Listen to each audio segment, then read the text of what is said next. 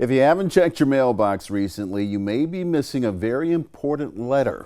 This one. Yeah, the Charleston Water System has sent out 70,000 of these letters to customers, letting them know the pipes supplying their water may be made of lead, galvanized steel, or an unknown material. This effort to notify customers is part of a response to the EPA's recent ruling, which requires all lead pipes to be removed from public and private use by the year 2037. Live 5's Justin Kollar joining us now, and he investigated the water quality and dug into the efforts being made by Lowcountry Water Systems to keep you safe. Justin? Ann and Ruff, I want to show you something here. Just behind me is the Charleston Water System's new lead service line inventory map. Every point on here it addresses a different address. There are thousands of them here. Now you can see all the different colors here. If we take a look just south of Cosgrove Avenue, that will show you your likelihood of having lead pipes. That's those orange and red dots here. And again, there are many of them. Now, while this polka dotted map presents a whole host of potential problems, the Charleston Water System, who provides water to every single point, says your water is perfectly safe. Charleston Water System actually had the highest lead results in America. We were the Flint, Michigan of America. While much has changed in Charleston over the last 30 years. When the EPA came out and established guidelines, we instantly and very easily met them, and we've consistently done that through the present day. At least one thing. Actually, 6,000 things haven't. And we're an older city, so we have a lot of lead service lines. We have more than 6,000 that we know of. And so starting 3 years from now, we have 10 years to get all of those out of the ground. And we feel very, very confident that we're going to be able to do that in that time frame.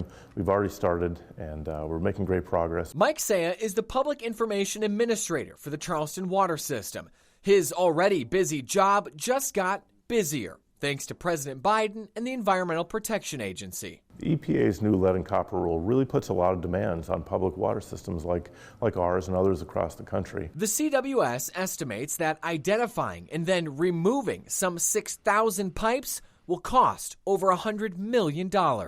And for the next 10 years, we'll put together a plan of how we're going to remove those. And it's very expensive. We estimate that it will cost about $125 million over 13 years to get that done.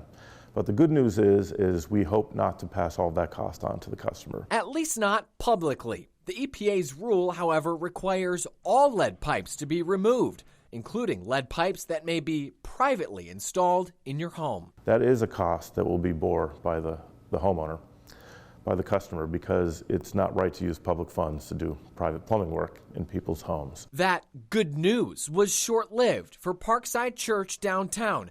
Built in 1921, all their pipes were made of lead. We've replaced all the water lines from where it meets the city, all the way back to every faucet in the building, and it was $26,000 that we were willing to spend to ensure that the levels of lead that we had found in the water wouldn't be in the water. So I understand that the city's going to cost the city a lot too, but also public safety, the next generation of our kids. Do we really want them to not have every opportunity to be who they're created to be? I don't think so.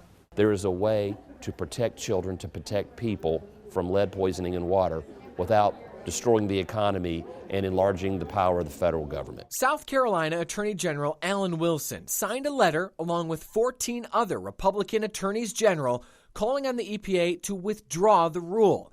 They argue it's heavy-handed, unreasonable, impossible, will cost billions, and will also infringe on the rights of the states and their residents. If this rule is implemented, it will be extravagant in the cost for public water systems, for states, and especially for individual families. So the reason I signed on to the letter is the EPA is doing something Congress did not give it the authority to do, and it is going to cost tens of billions of dollars more than they're saying it's going to cost.